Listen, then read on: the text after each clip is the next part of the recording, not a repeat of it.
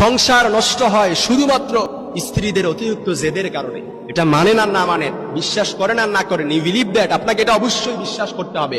অনেক স্ত্রী আছে স্বামীর সাথে অতিরিক্ত জেদ দেখায়, অনেক স্ত্রী আছে স্বামীর অসুক্রিয়া আদায় করে, অনেক স্ত্রী আছে স্বামীর সাথে তর্কে লিপ্ত হয়। মনে রাখবেন, ইবলিস শয়তান সব সময় আপনাকে ফুসলায় যে স্বামী স্ত্রীর দ্বন্দ্ব লাগানোর জন্য, স্বামী স্ত্রীর দ্বন্দ্বটা এটাকে একেবারে বাড়াতে বাড়াতে বিচ্ছেদ পর্যন্ত নিয়ে যেতে। কিন্তু আল্লাহ তাআলা চায় যে স্বামী স্ত্রীর সম্পর্ক অটুট থাকুক, স্বামী স্ত্রীর বন্ধনটা এটা মজবুত থাকুক, এটা আল্লাহ তাআলা চায়।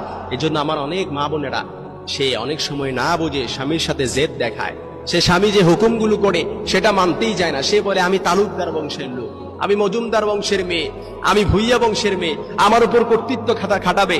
এটা তো মেনে নেওয়া যায় না।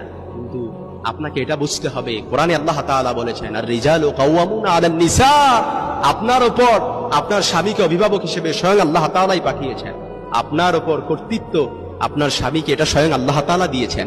এই জন্য স্বামী যে হুকুমগুলো করবে আপনি এটা হয়তো প্রথমত আপনার মানতে কষ্ট হবে, কিন্তু এই অভ্যস্তটা আপনাকে করতে হবে, এটা আপনাকে মানতে হবে। কারণ আপনি বুঝতে হবে যে আপনার অভিভাবক হচ্ছে আপনার স্বামী।